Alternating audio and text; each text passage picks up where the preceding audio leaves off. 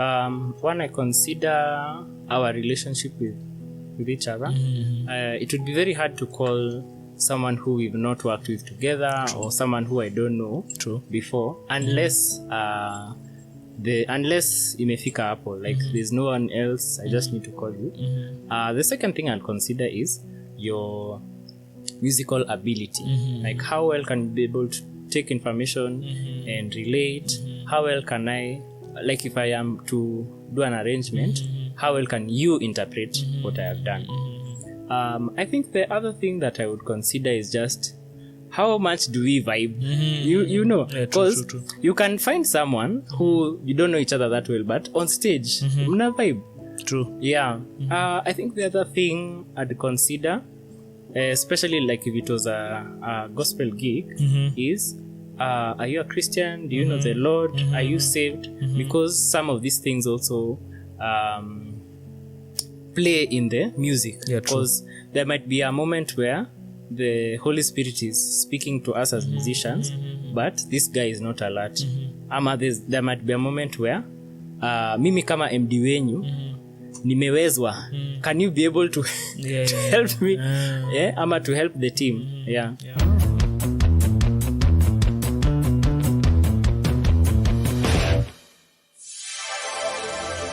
Watumishi Podcast.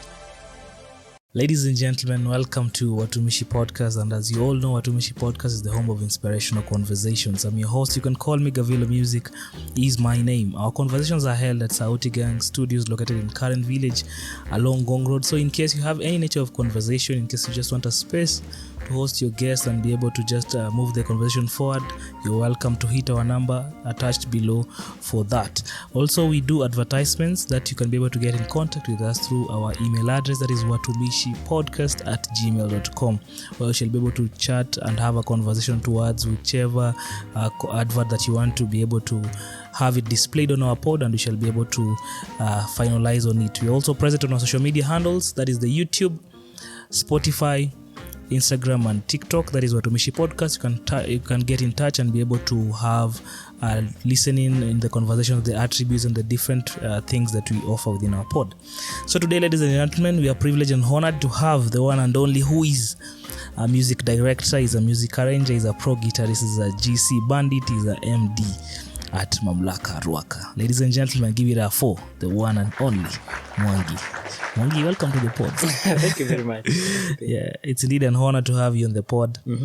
And today we just want to have a story or a conversation just regarding how Mwangi came up, where he grew, where he was born, all the way up to where he is today, and maybe get some few nuggets of how your development has been.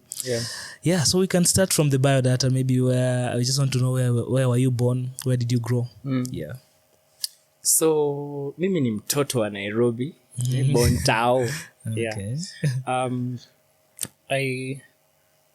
I think I remember that I was born in Avenue Hospital. And I stayed for a while in Kawangware, then we moved to Ngumo, then we moved to Jamhuri, then I moved to South B. Yeah, so it's been all over the place here and there. What was the other question? The growth. Maybe you can also touch on the areas of study as you were growing up in the different sections. Where did you study? Okay, so my first school was Sunview. It was a school in Sunview Estate. Right now that school has changed. I think it's a university. But when I was there, it was Sunview Academy. And I was there from baby class until standard 3. After that, immediately I went to St. George's.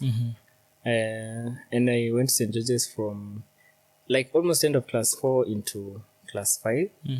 And then after that, I went to what is now known as CITAM Academies.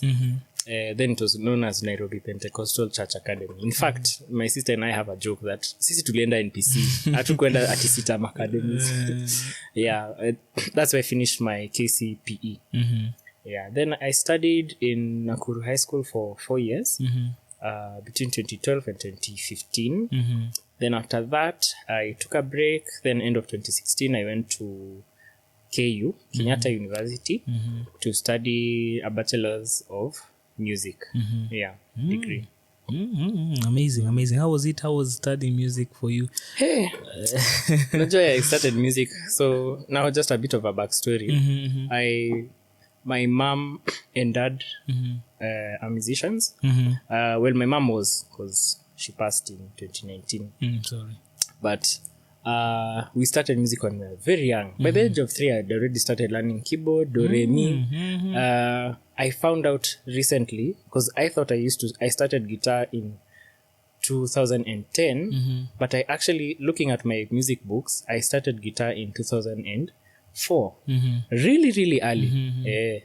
So, and then now going to high school, I did music in high school as a subject from Form 1 to Form 4. Yes. And then now learning music in university is very interesting, because for those who know and have studied in Kenyan public universities, most of the work is yours. Kazi yako ya kwenda shule ni kwenda kufanya exam, kutafuta degree, but most of the learning work, it is you who's going to go and read, and you who's going to go and find out the information, especially if you're doing a practical course, like doing practical guitar playing. So you've told me about your parents. They were into music. Were they playing any instruments by then? So my dad plays guitar, a little bit of drums, and a little bit of keys. My mom was a music teacher. She played keys mainly, and then a little bit of guitar, a little bit of recorder. So I see there was already a foundation in terms in terms of you playing the music. Yes. So it means if we were to calculate how many years now in the music scene, because it's too much. It's quite a number of years. Okay. At what point now are you inspired, like, I need now to take it to a different level? Of course, by you studying it in campus or in university meant that indeed there was a passion indeed for you to do it. And maybe at what stage did that passion get up with you in terms of now realizing, hey, by the way, this thing I need to go with it? I think it was in after high school, because I used to play guitar in Parklands Baptist. That's where I started actually playing guitar in like a public space. I'd done a few gigs here and there, and also played in church for like high school Sunday. But then my exposure into like playing live music, especially for an audience, was in church. So now for there, that was in 2016. So that's I think that's where I got that urge for, hey, we need to do this. So I served as their band coordinator for a few years, like between 2017 to 2021. Then now after that is when I moved to Mamlaka. But those years were, I think, they were the formative years. And then now immediately after uni, not immediately after uni actually, when I was just about to finish, I got a job offer at Mamlaka.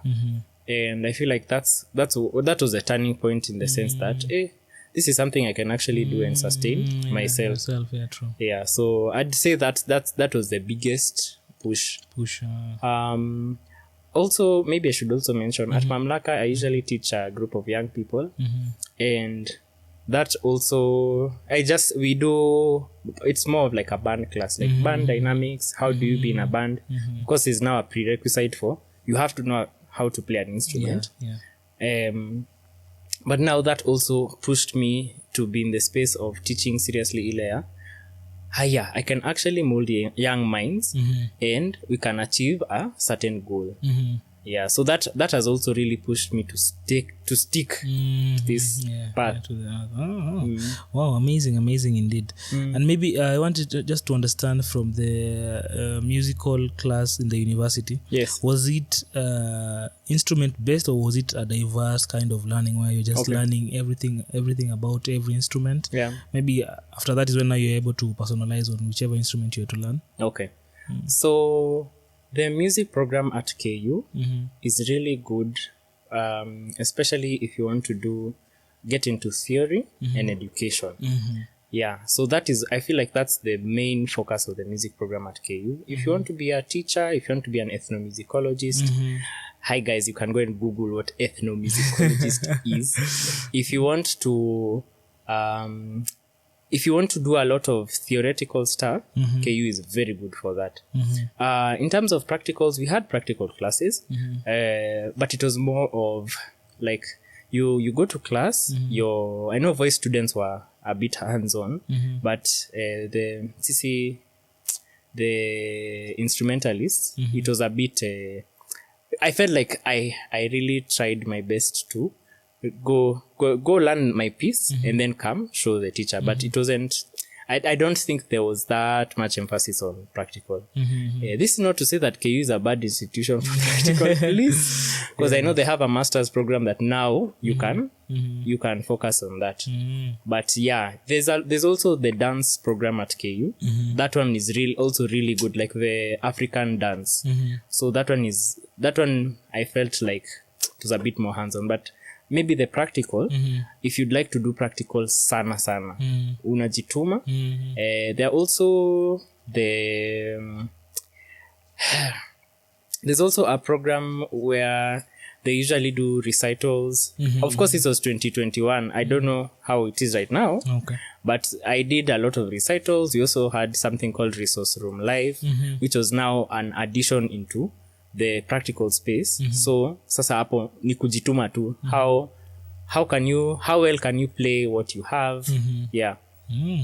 Wow, indeed amazing. And maybe that intrigues me to the question of which kind of music did you listen to while growing up? Being that all your parents were musical aligned. Yeah. I'd say a lot of gospel music. In our house, you could not listen to secular music. As who? As why? Which really shaped me. So a lot of Hillsong, a lot of Bethel. Now, of course, when they started coming up, a lot of church music, because also my parents were in the music team. So anytime there's a service and they're leading, I'd have the playlist like just playing in the background. In fact, there's a memory of mine which I really felt bad. I got measles, but every praise ndio alikuwa na prako. So mazini kwa hapa kwa kitanda nimeboeka, but nasikia every praise. So listening to that song is bittersweet because I'm like, I know where I was when I was listening to this song. Yeah, true. Yeah, so that was the music. But then now sasa getting into high school, I learned about like Hillsong Young and Free. I learned about African musicians more because now we used to do it in the song list za high school worship team. Then penye nilitoka high school, hapo sasa ndio nikaanza kusikia kina Joyous. That's when I started exploring because my MD made sure we knew who those people were. So it means there is when there was a broadening type of kind of music. Yes. Now you get to know, kumbe music is too seasoned. Yeah. There isn't too much. In fact, after high school is when I started listening to now other people like Snacky Papi. I think Steve was here when he was mentioning Corey Henry solo in Lingas.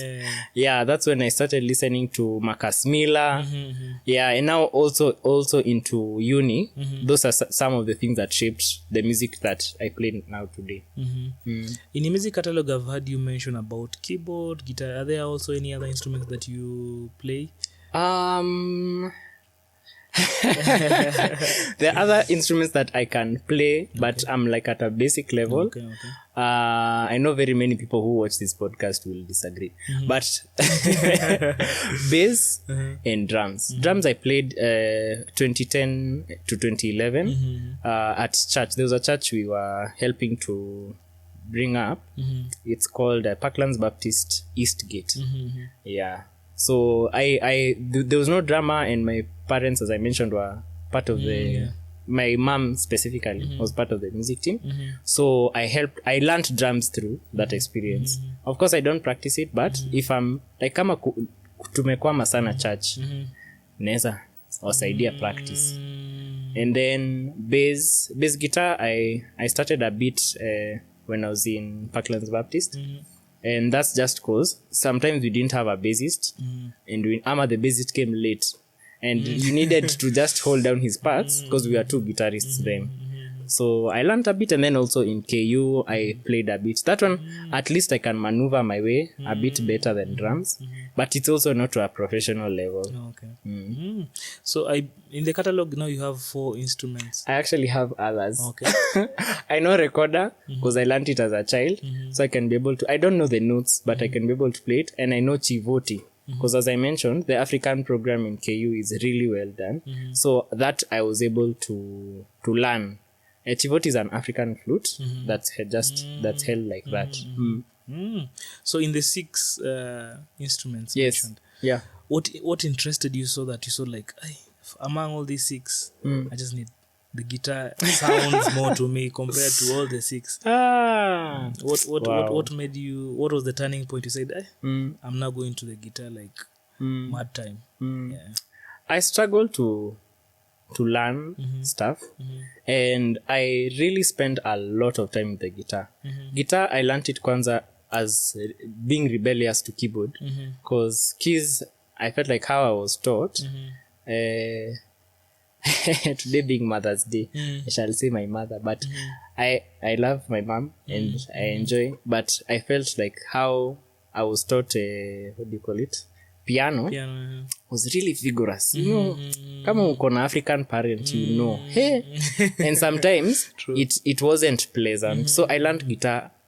Okay, she's the one who introduced it to me, but I took it up more just as a form of release from piano. So now I played guitar in high school a lot when we were on break. We even had a band in high school. Hey, Garvillo amerudisha mbali. We had a band in high school called Blank Ruma. Na tulijikaza. We were practicing every week. But the guitar has always been like, I've always just known how to maneuver my way around it. So it made sense that it became my primary instrument. Now I feel bad that I forsook the keyboard, that I stopped focusing so hard, because right now I really struggle to play keys well. Yeah. Oh, okay. Awesome. So for the guitar, did you also start in the same case of theory practical, or it was? That's a good question. Yes, theory? I had a guitar teacher who took me. It was more of just learning simple theory, because he knew that I knew keys, so it was easier for him to relate concepts of keyboard to guitar. Maybe I should also mention that I'm a classically trained pianist, and I have studied ABRSM till grade 5, and that's just ABRSM practical, not theory. Yes, so it was not hard to relate those concepts onto the guitar. Have I done any like guitar exams like nini? No, but I have studied under 2 teachers. Yeah, there's a guy called Amos Kivuti who took me until like class 7, class 8. And there's a guy called Manasseh Uzele. He's currently at Conservator.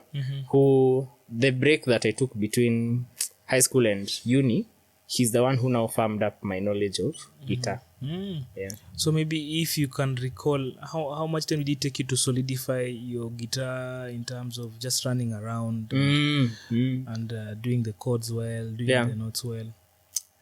It took me a while. I won't lie. Especially because I was learning as a child simultaneously with school and stuff. I'd say in maybe around like 2 to 3 years to just be able to play like bar chords, because najua for guitarists that's one of the hard things. Yeah, true. Yeah, to be able to play them fluently and without thinking. For lead guitar, maybe around like 2-3 years as well, just to be able to play solos and to be able to play like chords, like not they call them rootless chords. I do rootless chords a lot on guitar, and just to be able to know, okay, this chord can fit here, this chord. Now, in your progression of guitar, I believe did you start with the acoustic to lead? Yes. Oh, that was acoustic basically, because I see acoustic basically you get the chords and everything, so that when you're in the lead, the movements become even more easier because you know what is where, what is there. That's awesome. So what are some of the need to know concepts for a guitar? for a guitarist who wants to for someone interested to learn a guitar? Number one, be patient with yourself. Don't rush yourself, because guitar is a hard instrument to learn, but it's it's really rewarding to master. Number two, practice regularly. If you can do 5 minutes a day, that's great. If you can do 4 hours a week, that's also very good. Just make sure you're regularly practicing. And I think of practice in terms of, you have your technical exercises like your do, re, mi, fa, sol, la, ti, do. You have your sequences like ta, ta, ta, ta, ra, ra, ra, ra, ra, ra. Mimi si muimbaji clearly, but I think you get the concept. And you have the songs. What are you regularly learning a new song? Are you regularly learning a song that challenges you? And then the third thing that I feel like is very important, get a guitar teacher from the start.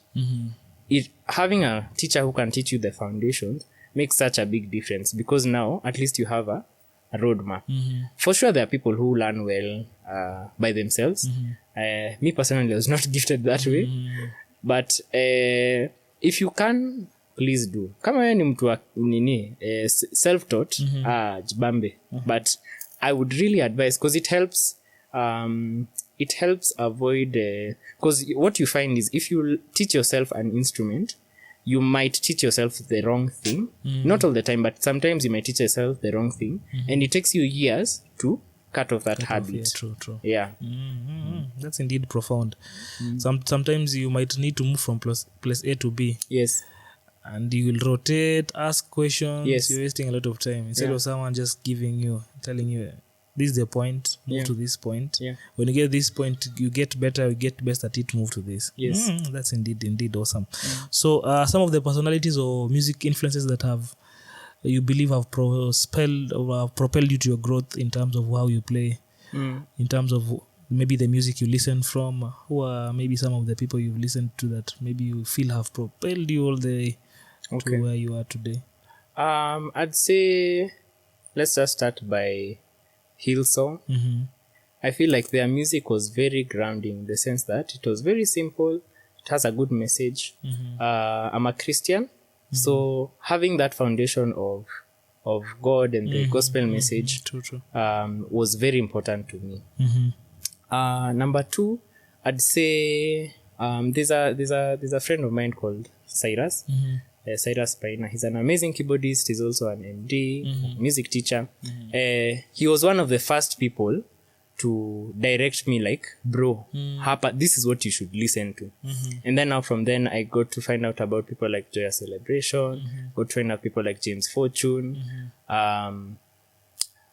So now moving on to the artists, Fred Hammond. I'd say someone I listened to a lot was also Kirk Franklin, especially in the early years. Your album, Imagine Me, wow. When Steve was talking about it, I was like, I feel you, brother. Because even me, that was one of the very first songs I learned on keys completely. It was so in me. Kwa wale wanajua DGX 640, we had it at home. I programmed that whole song from top to bottom. Na hizi ni days zenye you have to program an instrument, because it usually had five banks. Yes. So you program drums from start to finish, keys from start to finish. And I was like, when I was doing these things, I was like maybe like 12, 13. That time I was like, this is the most amazing. Maybe someone else I can say, the other groups now that recently I found, Snarky Puppy was such a big influence into my how I think about keys and how I think about like music. The other person who I really spent time analyzing his music is Jacob Collier, because Jacob Collier, especially, I got to know about him in 2016-2017 phase, and oh my goodness, I was the biggest. In fact, at some point I took a break from Jacob Collier, because I'm like, you need too much. I think those are the ones. The people who have So being a guitarist, I believe you have interacted with so many guitars. And until now, I believe there's some of those guitars that you will prefer. And maybe what are those? And maybe the types of guitars you play. Personally to you, this is your personal question. Yeah. Nobody should judge him. It is his personal preference. Kindly. So I'll start by acoustic guitars. I've played a couple. I've not played so many, but I really like the Yamaha line of guitars, especially like. Is it okay if I take this no guitar? problem. Yeah, okay. no problem. Yeah, no problem. This guitar, kwa wale hamuijui, hii guitar ina sound poa sana. Sorry. Like the tone it has is really nice. Yeah. Like hii guitar iko na tone tu poa. Awesome. Yeah. The other maybe acoustic that I've used is an Ibanez. Let's go to lead guitars. So lead guitars, I have two that I really like. The Fender Strat. That's one that I've used for a really long time. Yangu ni Luthuli Caster. Kwa wale wanaolewa, it's a Fender Stratocaster, but that is a few downgrades. But I got it modified by a guitar tech, a luthier. And then the other one that I really like is the PRS. I'm hoping and praying to God to get an AC standard. Because I feel like also those. There's also an Ibanez that I've played recently. I've forgotten the make and model, but Garvillo ataiweka pale. But also it's a really, really nice, because it now has, for guitarists, we know that you can have different configurations for your guitar. They're called pickups. It's like guitar microphones for those who don't know. So it can switch between like, let me just to get technical kidogo. So for guitars, kuna vitu zinaitwa single coil pickups and humbucker pickups. So usually you find either guitar has one or the other, or a mix of both. This one, you can switch, and it's not as expensive as a PRS. So I really like that Ibanez. And it's also something I'm looking into. Hizo majina zingine zimekuwa mgeni. Hey, okay. Yes.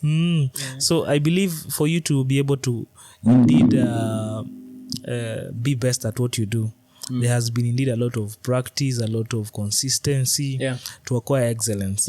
And that brings me to maybe what's your practice module? Is it scheduled, or is it random in terms of when you get time you practice?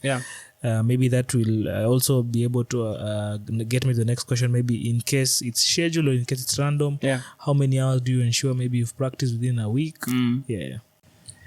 So I'll be honest, currently I don't practice as regularly, just because of how I think I've structured my week. But when I started at least this journey, I made sure that I practiced my guitar at least even tu venye nasema 5 minutes a day, and it's just practicing your basics. Like, can I play a major scale, and then you grow from that? Can I play a pentatonic scale, then you grow from that? I feel like the game changer for me was when I started practicing sequences. And my students know I always preach sequence. Are you doing your sequence? Sequences, and then doing studies of songs. So you can say I want to do 10 minutes.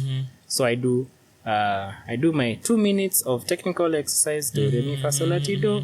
I do my 3 minutes of sequences, ta ta ra ra ta ra ra ra ra, and then I do my 5 minutes of a song. Okay, what song am I doing? Is it simple enough for me to play? So, and then now that goes into and that's just personal practice. That's not practicing for a song list for the week. If you play in church, that's not practicing an artist's music. No, that's just your personal, practice. So what are some of the concepts that you've learned should be mandatory even for someone who is watching and wants to play the guitar? Okay. What are those concepts that you feel should be mandatory in terms of them realizing, or in terms of them growing towards being a better guitarist? I'd say number one, do you have your I'd say how are you learning? Because you can really go to YouTube and get a lot of information that you don't actually need. So have have a structured way of learning, whether it's through a YouTube teacher or yourself. The other concept I'd say is just maybe finger exercises. Usually it's important to stretch your fingers. Fanye tu hivi before you start. And then now there are the technical exercises like because I'm a teacher, it's hard to explain without a teaching instrument. So I shall go back to my guitar. But just simple things like the simple things like that. Ama, are you practicing your intervals? Me, I know personally I struggle with 10th intervals. Kwa wale mnataka kujua guitar, mtaenda research 10th interval meaning. But yeah, I think and then now the other thing is making sure you practice soloing, especially for lead guitarists, because if you can practice soloing, that will really help. So even before you return it, I just wanted you to break it down. To break down the parts of this guitar in a nutshell too. Kidogo tu. Okay. Haya. Hii inaitwa Guitar 101. Yes. So Guitar 101 is this. This is a guitar. This is the body of the guitar. This is the bridge. These are the strings. There are 6, 1, 2, 3, 4, 5, 6. Yes. This is the headstock of the guitar. These are the tuning pegs. This is the nut. Again, all this information you can find online or with a class with me. Shameless plug. But I hope I've answered your question. Amazing indeed. Yes. I believe someone has gotten what the points wanazitanga ile ka kitu kanapitanga hivi sasa they have gotten to know the names indeed in full. Thanks appreciate, can have it. So now moving to before you even move to the music director bit, maybe are there instances that have happened to you on stage or a failure of your tools that you're using or even your guitar? Yes. And how did you navigate about it? So, let me start with the first question. So there was a time we made an intro to a song when I was still in Paki. And it's me who gave people the idea. I took count 1, 2, 3. Shua.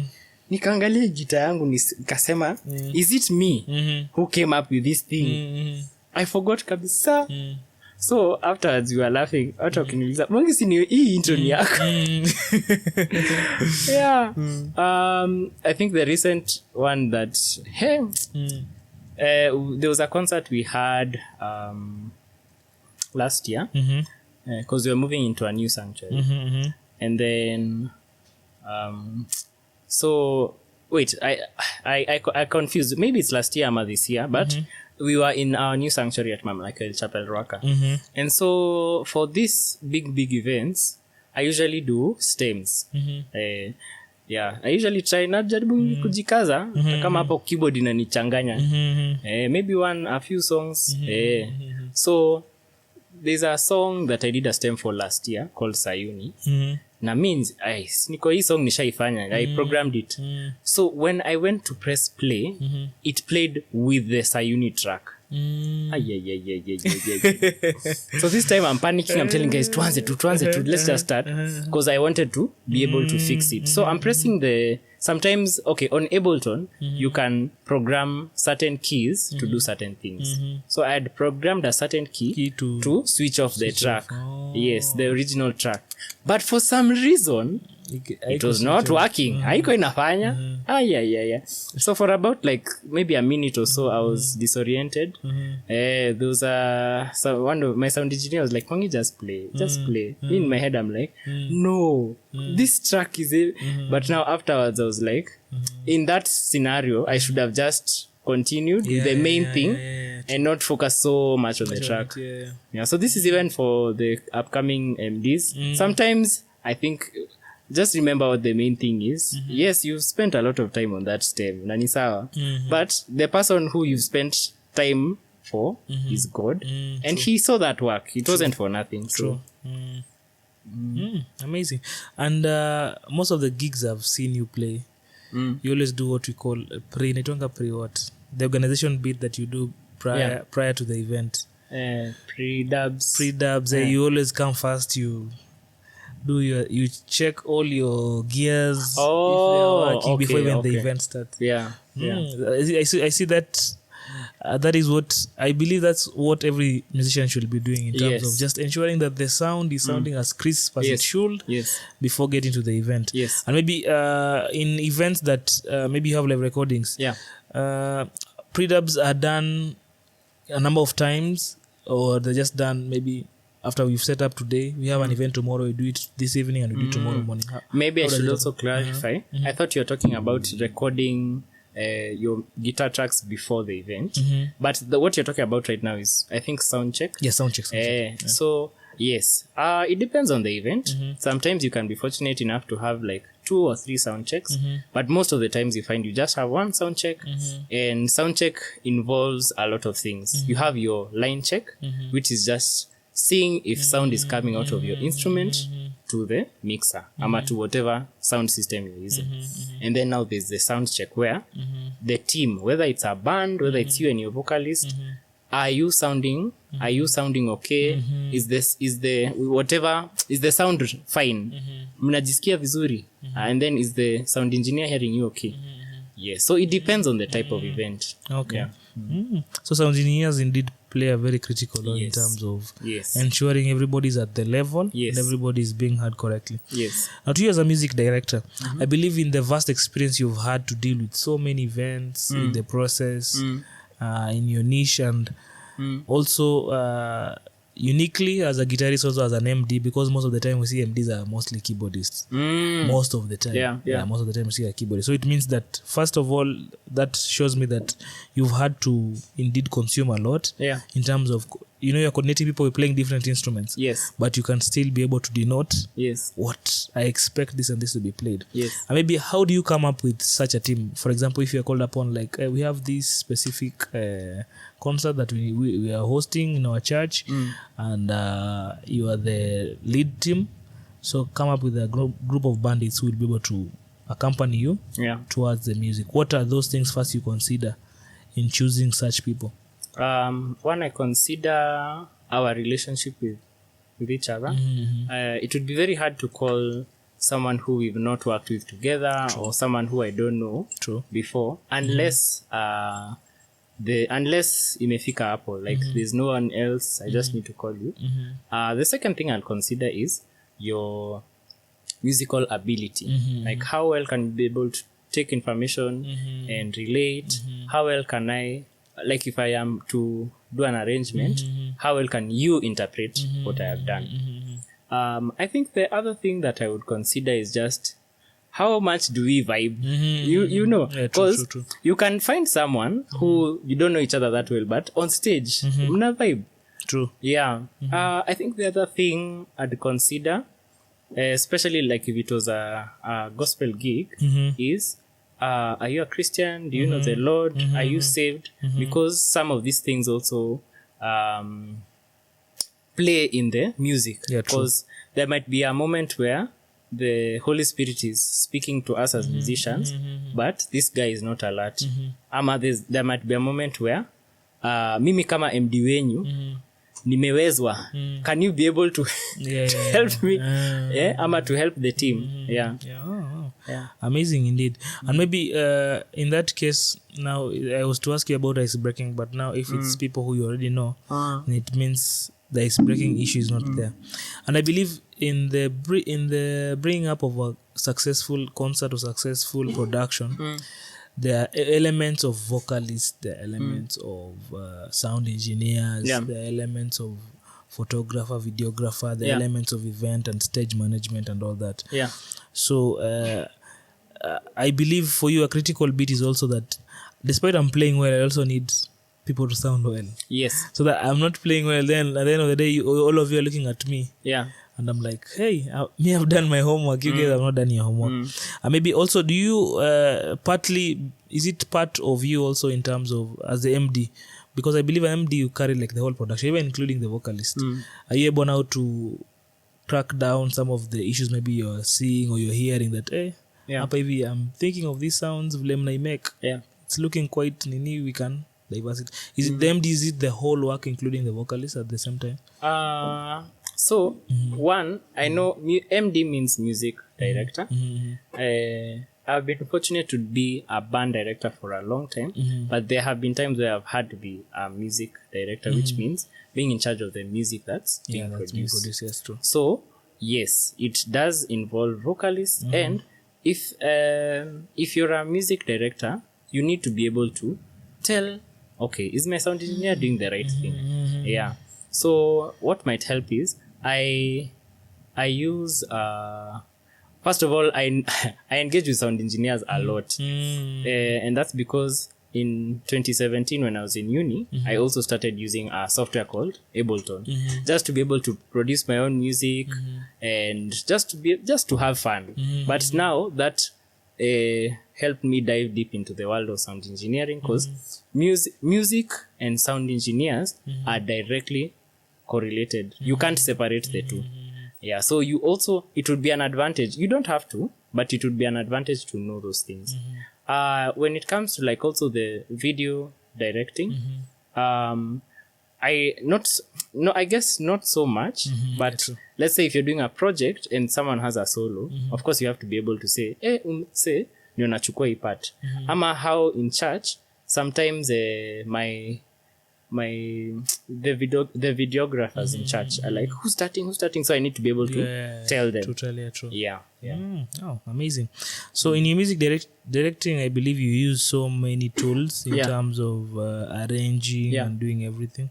So maybe you can have a mention of some of the tools that you use to be able to ensure that the music is coming out crisp, and indeed you have all the arrangements.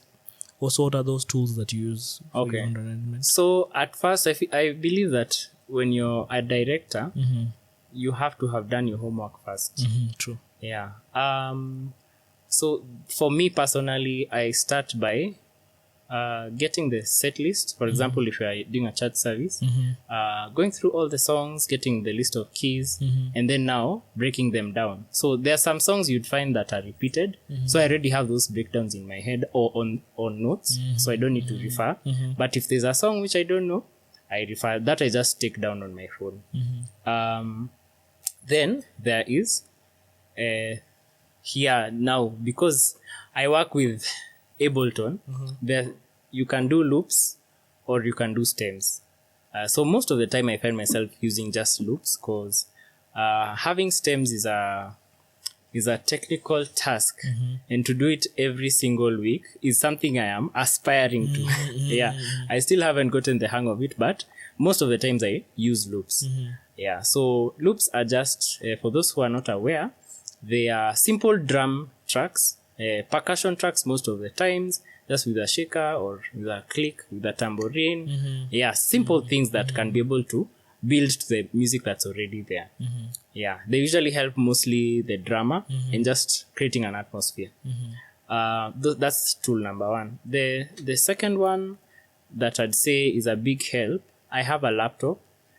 My laptop is a big part of my setup, because that's what holds my notes, the list of keys that I told you, and any notes that I have for directing, like stop here, the song starts here, we are going to modulate here, like my laptop has. And then sasa now Ableton. Ableton Live is a very big part of my setup.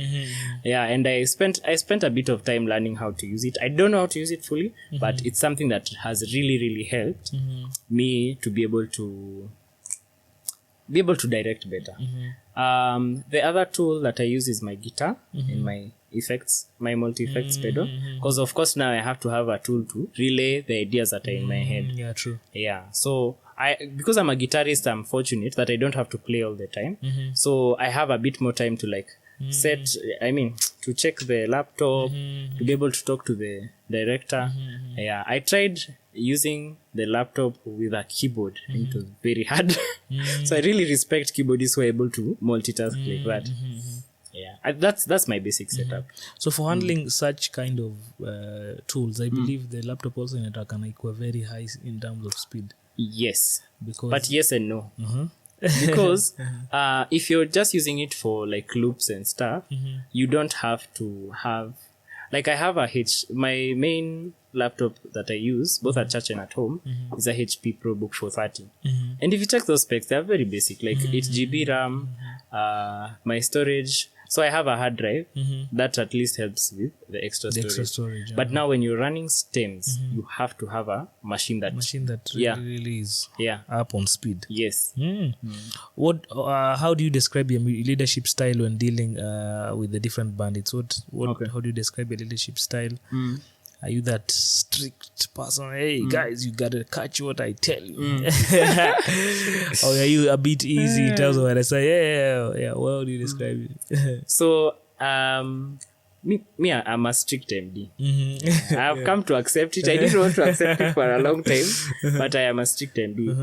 And it's because, as I mentioned, I take very long to retain information. So while on stage, I usually try, what is the easiest way that I can present my ideas to these people, and we can be able to project it. So now that it messed me up a few years back, because I got into a fight with one of my band members, because they're like, I can't work with you, you're too strict, I can't even be free to play because I don't know what to play because you're always on my case.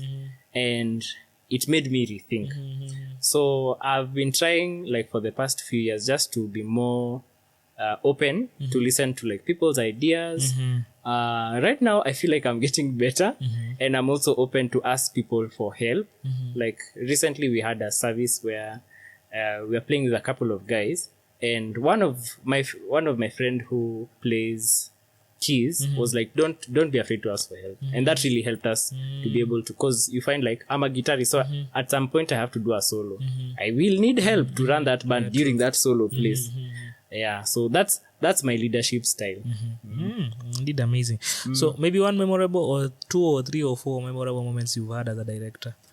Moments maybe you enjoyed how the band and the whole crew produced, and the moment also you went home, maybe if there is, you went home and you're like, I need to work. I really need to work.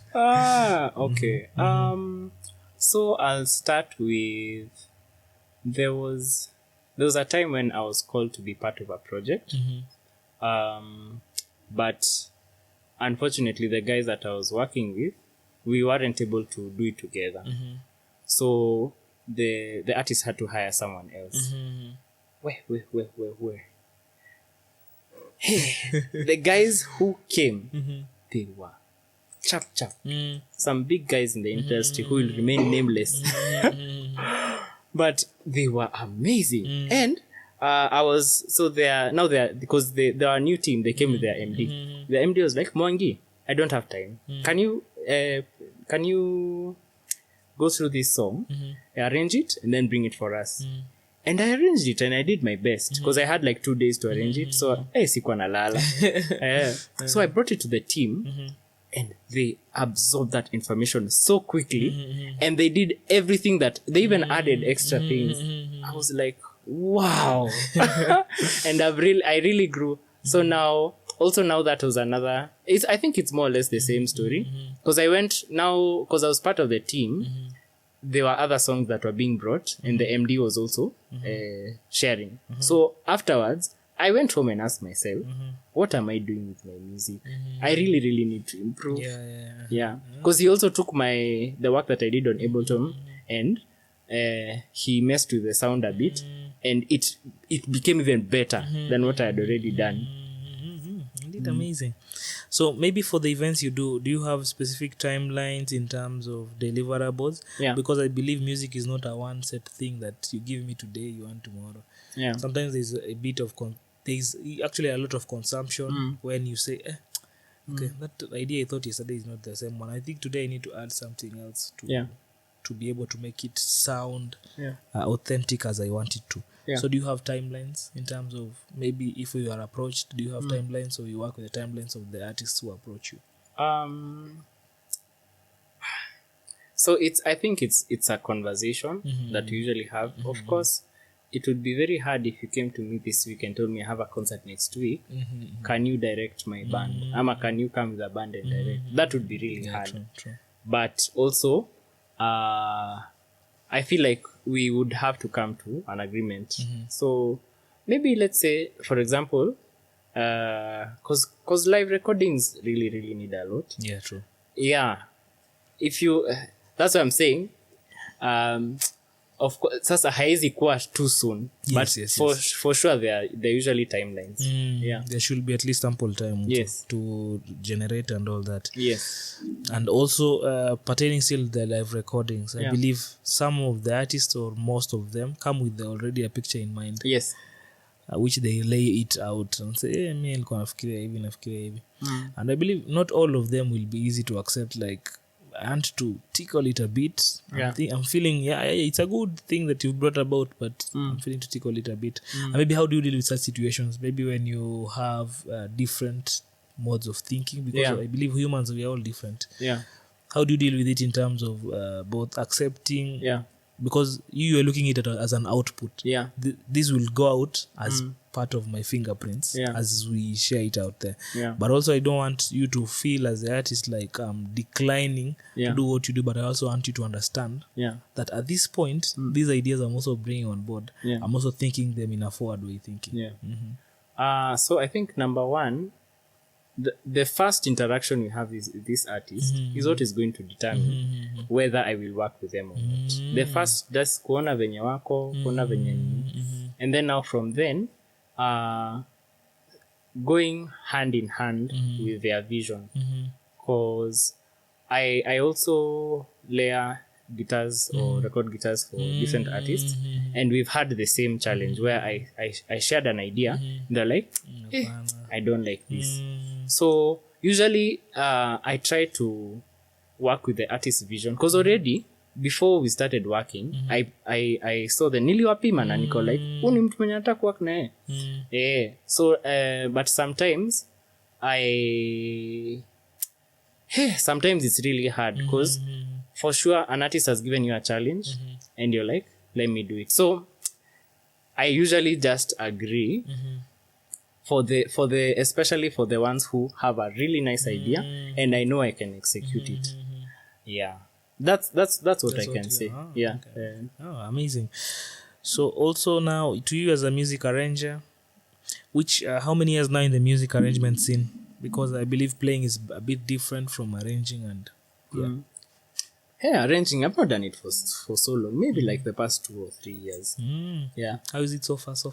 It's amazing. Arranging music is very, especially when you're arranging it with artists who can execute your vision.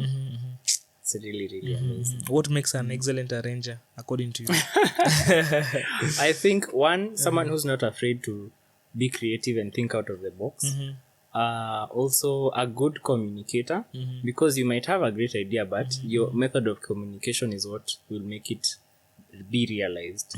I also think a good arranger is someone who knows when to tone down, when to relax, because there are some arrangements you hear out here. Yes, they are musically amazing, but did you really need to put that chord? Did you really need to sing that song for 10 times? That phrase for 10 times. So knowing when to do less is also a very big knowing part. The balance. Yes.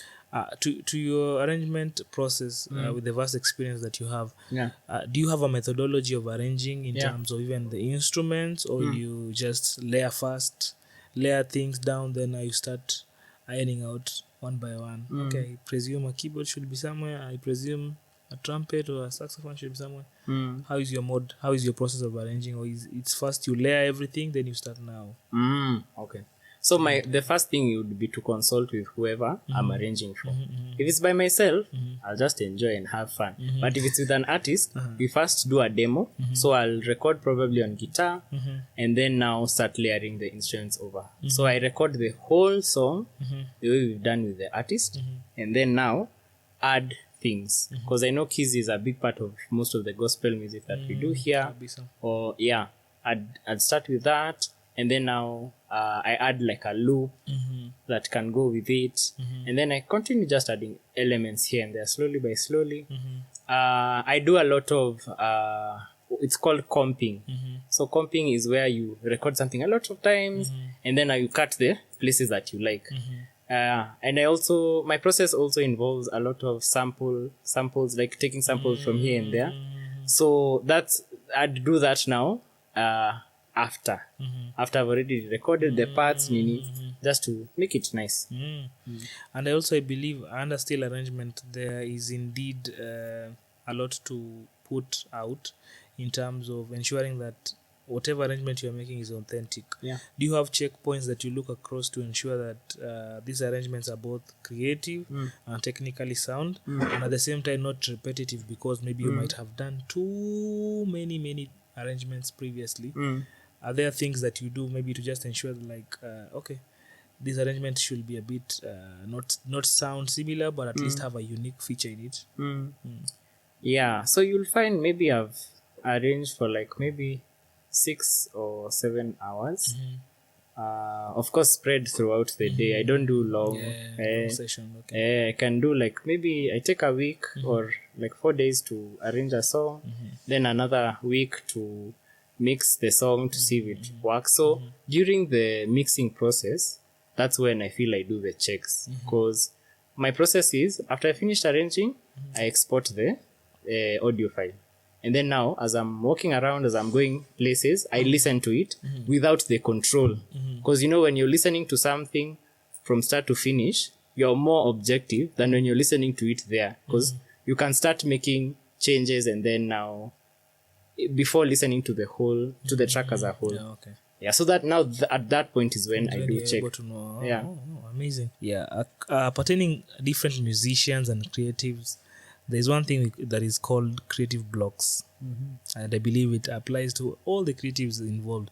So what are the distractions that you have or you do to ensure that yes, it's a hard time for me to create whatever I want to do, but at the same time I don't want to lose up in terms of the grip, because music I believe is like a string, it's attached all through. So when you lose a grip for a long time, it also gets out of your muscle memory. Yeah. So what are the things that you do in case you have such moments?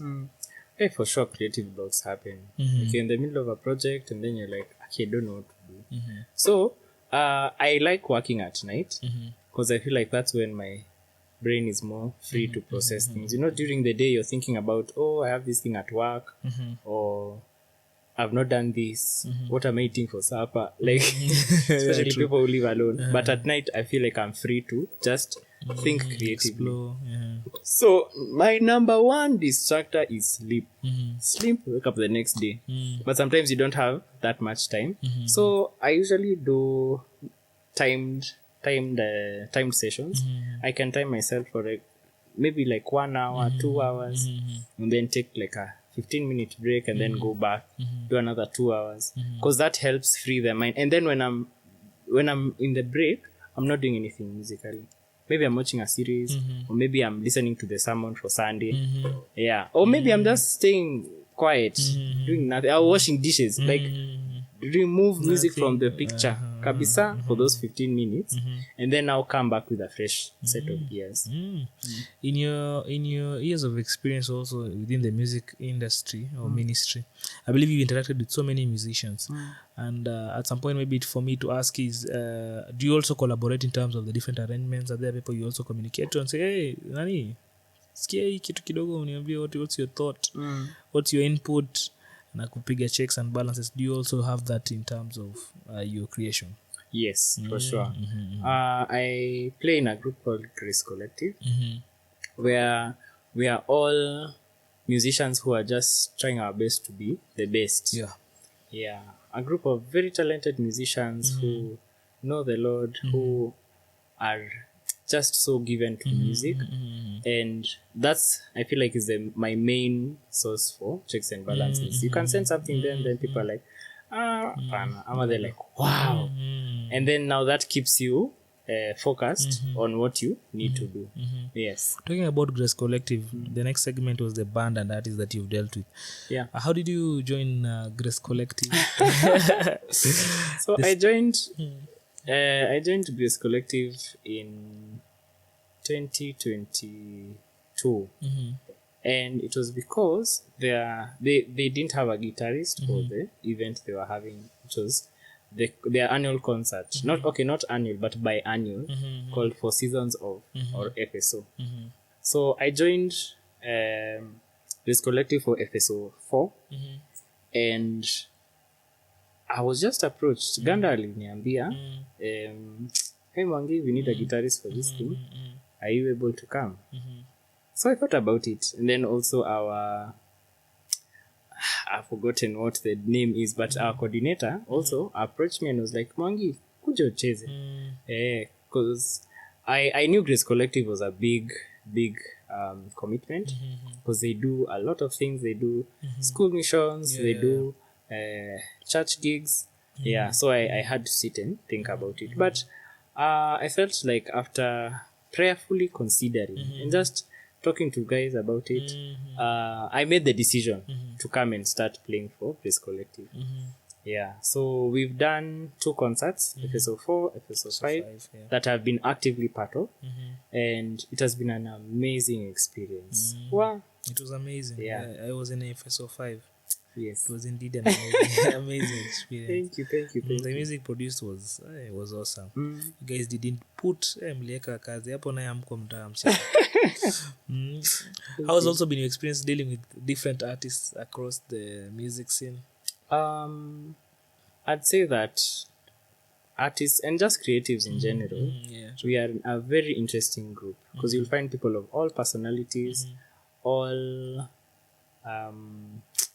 kinds of people, and I feel like for the most part it has been very humbling for me, because I realize through the interactions with these people how much I need to get better.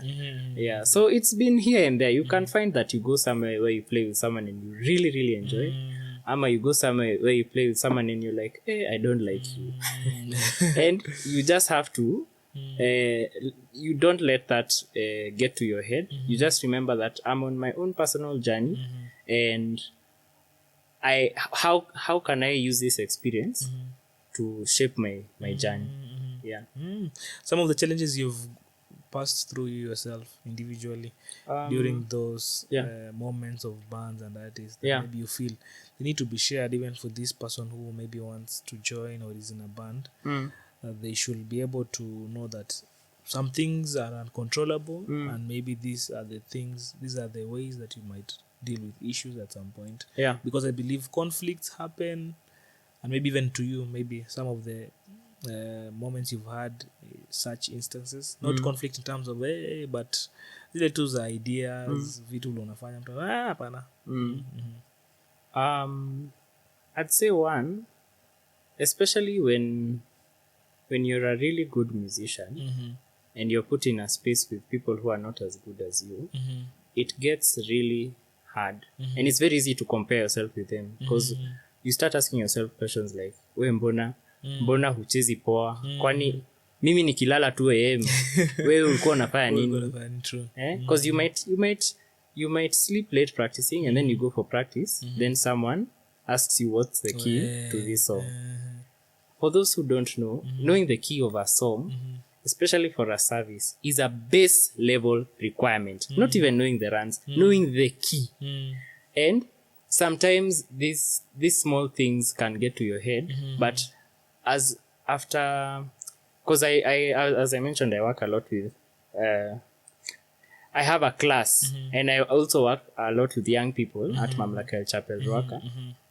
It really humbles you, and it reminds you that haukufika hapo na siku moja. Kuna siku pia wewe uliulizia key kwa mtu na yeye aliboeka. So I think the message that the challenge is learning how to be a good musician with people who are not as good as you. And not looking down on them. Also, the other challenge is learning how to call out lazy musicians, for lack of a better word. Because it gets to a point where when you're working with someone and they're not putting in the work, it makes it harder for everybody else in the group to do. I can remember there's there's a guy who used to come to my church, and he really never used to listen to the songs. Alikuja ama hata mnacheza mnasikia he's not playing, he's just on his phone. And it took a lot. It took me, it took another friend of mine to just go to him and tell him, hey bro, you're not doing anything. So that's also another challenge. And knowing how to do it in a manner that will not pull him away from music, or pull them away from music. So one thing I'm also learning out is that people have to be able to indeed identify and get best or do their best in their niches, so as to avoid also eating other people's times. Because I believe that is one of the things that really frustrates when you have put in the work. Then you come and someone is asking you, like this person did not get to listen to the song. So it means discipline in terms of you listening, in terms of you practicing, in terms of you ensuring your best. Also is indeed a great provision towards the whole band movement. Have you had a moment where in your artistic or in your playing where you've had to make a very difficult decision, approach, or an outcome in your music career? The one that I can think of is in high school. I studied art in Form 1 until Form 2, and we got to the point where you had to choose where are you going to go. And I was doing both music and art, so I was really good at both. And both my teachers were like, hey, we need you here, we need you here. So I feel like that was the first most challenging thing, because if I chose art, I'd have to go with it until KCSE. Yeah, true. But I chose music because this is something that I had known and I was really good at, and I felt like there are more opportunities at that particular time for music. Is there another one? Maybe I think one of the things I really struggle with is letting go of musicians, especially when they don't do well, and like not allowing them to play. So there was a guy who used to play in our church, but he never used to play well. And then he would get into fights with people because like the worship leader would come and tell him that, hey bro, cheza drum. And then he has an attitude because he's like, but see, I'm playing. So now just approaching him and telling him, hey, you need to improve. And then now finally, just not calling him again. Because now it really drained the people in that team. True. Yeah, and then also just having that talk afterwards, like the reason why you're not coming anymore is because we have seen that you're 1, not 2, 3, 4, 5. Yeah. So indeed, I also learned that character is indeed important. You can be playing very well, but if your character is somehow not proficient, you also squeeze up to the people who can call you. You also squeeze up to the gigs people can connect you because of how your character is or how you behave with people and that. Indeed amazing. So how do you ensure that you stay motivated, inspired to create fresh content each and every time? What are those things you do just to ensure I'm upbeat in terms of content that is moving out? I'm upbeat in terms of knowing the different new songs that are there, because I believe in music there's always like a trend. There's some music that might come, hit us like a wave for a period of time, then move. Then the next one we have another season again of another type of song. What are those things that maybe you do to stay still motivated and inspired? The biggest thing that I know I do is go to a lot of concerts. So these are all types of concerts, like live recordings, whether it's a concert for an artist, and also watching concerts online. The other thing I do is look for bands that have posted their content online, like the Potter's House North band do a lot of amazing content online, and it's content for gospel musicians specifically because they work in church. Listening to a lot of music that people would call obscure, like listening to a lot of jazz fusion music. Yeah. The other thing I do to stay inspired is listening to musician interviews. There's a channel on YouTube called Scott's Bass Lessons, and he's doing amazing things with people. He did an interview with Justin Rains. He did an interview with Marcus Miller. Did an interview with Shari Reid, and I feel like these are the things that remind me, just stay on your journey. Stay on your journey. Yeah. About the staying current with the current music trends. I'm fortunate enough to work in church, and my worship leader, the pastor, puts new songs in the song list. So hapo kidogo nimelala, but I naibia hapo. So somehow I just get to know. Okay. And I believe for any person, any human, in every aspect that you do, sometimes you might put in the best work that you feel it's best according to you, according to how you're inputting everything. Yeah. But criticism is always there, and we cannot shy away from it. Yeah. We might have positive, at the same time we might have negative. To your point, have you ever had either? Of course, I know you've had most positive. Have you ever had negative criticism? And how do you handle it at the end of the day? For sure, I've had negative criticism.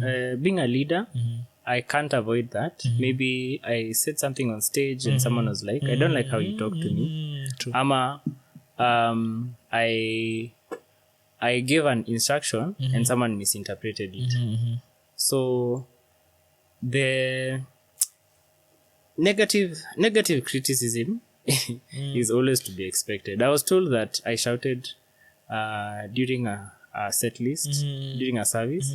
Me personally, I don't think I shouted. But afterwards, I was like, maybe it's the manner in which I relayed the information. Yeah, someone felt, someone so harsh. Yeah. So those are some of the things that I would say are the negative. But of course, I had to choose to turn it into positive. Make myself. How can I adjust? Yeah. Oh, amazing indeed. I also have something else to say. Okay. So there was a time when can we go to the next question? Imepotea. Itakuja. Itachoma. Okay, so now we are aside from music. If Mwangi could not be playing any instrument, what will Mwangi be really interested in doing? Wow, that's a good question. Either being in arts and design, because I was really good at that in high school, or being in an IT course, because I'm really intrigued by how computers work, and somehow I always figure out how to work a software, even if it's just the base level. Yeah, so I feel like that's what I'd be doing. I think you have a creative. Most of the people playing instruments, their creativity, I think it's your creative niche. It runs across mpaka kwa vitu kama hizo, because you get most of them unapata ni either developers. They're just in the bit of creating something. Yeah, which is indeed a good thing to mention. So I've heard you also teach. Yes. And is your class open to everyone? And how can they be able to get in touch in case they are able to? Yeah, so I teach piano and guitar. I also teach a band. That is, if you have a band but you'd like to grow them, or if you have a group of young people, you'd like to grow them, I teach that. My contact is 0713 909 636 on WhatsApp, and also just on regular call. So about the class being open, so it's only the band class that has a prerequisite of you have to be able to play a certain instrument. But the others, no. I teach all ages from age 3 to age 90. So, and that's guitar and piano. Yes. Amazing. So the viewers, I believe you've heard. If you had an interest in any of the presets given, you can be able to get in contact. I believe our director should be able to attach the numbers below, and also be able to share, so that in case maybe you have a friend who has a need of the same, you already have a verified teacher in the house. So yeah, you can be sure because his work is already out. So ukienda uone kazi yake pia utakuwa okay, I can do it. I also have an Instagram channel and a YouTube channel, which I think we can also post. Okay. We should be sharing the handles for the social media for his page so that you can check out his work, check out what he does, be able to get in touch and grow together. So I believe that's what's it about, the podcast and everything that we talk in place. So it's been an honor, it's been a good time, it's been an amazing time just to get to listen to the different nuggets. I believe hatuwezi maliza kila kitu leo, but that's it for today's episode. Thanks Mwangi for coming. Thanks, we appreciate you big time. It's indeed an honor to have you, and I believe also everyone has learned something regarding the conversation. Pick up your points, get your notebook, write down what you feel needs to be updated in your account or in your domain as a person, then be able to appreciate and approve in the different levels. So I believe you umejenga wase wengi in terms of content, so I believe everyone is now at par, and then there is no limit for growth. Every day is an opportunity to grow. There's nothing that should distract you from growing and being the best version of yourself. So that's the challenge for each and every one of us. Other than that, until next time, keep it Watumishi podcast. Adios.